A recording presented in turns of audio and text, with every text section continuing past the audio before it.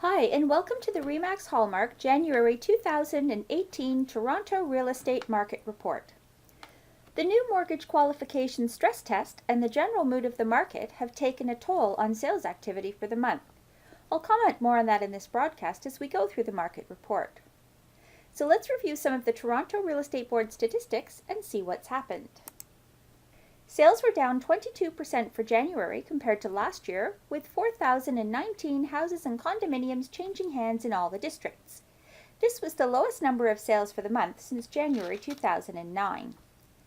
Condo, townhouse, and high-rise suites took a very high 39.7% share of the market, with 1,594 units being sold. This was the fourth highest ever according to TREB. The January average sale price for all GTA homes came in at $736,783. This was a 4.1% decline from 1 year ago. The active listing inventory is one of the strongest indicators of how slow or how fast the market has been moving. The inventory average for the month of January compared to historical numbers was up 8%, but increased by a big 136% from last year at this time. However, this is occurring selectively, with the central core Toronto neighbourhood still doing very well, while the outer regions, Peel, York and Durham, may not be seeing the same level of activity. The sales to listings, or percent chance of selling ratio, is how we determine what type of market we're actually in. 24 to 28% is a neutral market, below 24% is a buyer's market, and above 28% is a seller's market. In January, that ratio finished at 33.8% compared to 102% last year. The GTA is now into a very light seller market territory, so sellers may need to adjust their expectations if they want to make a move. The days on market average for Toronto homes was 32 days, 13 days slower than December. So let's look at what's happening in the downtown Toronto condominium market. West of Yonge and south of Bloor in the CO1 TREB district, the average sale price for January was $617,266. That average moved up 16.2% from the same time last year. With 254 condo sales in the month, the numbers were down 16% compared to 2017.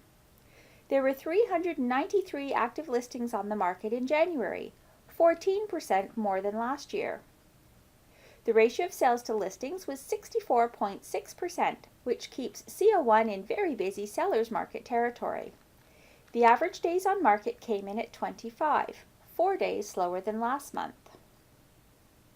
Now east of Yonge and south of Bloor in the CO8 TREB district, the average sale price for January was just over $649,222. That number was up 17.2% compared to 2017. And with 70 condo sales in the month, the numbers were down 20.5% from last year.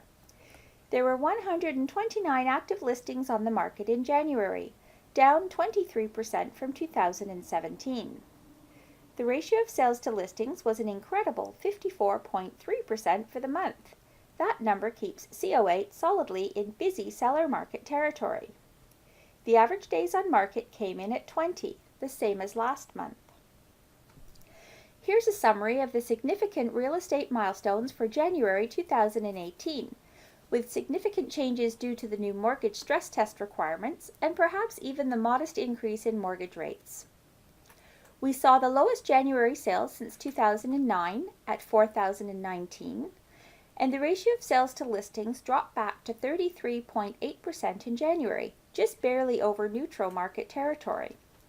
The average sale price came in at $736,783, which was a negative 4.1% compared to January 2017, partially because of more lower-priced condo and fewer luxury home sales.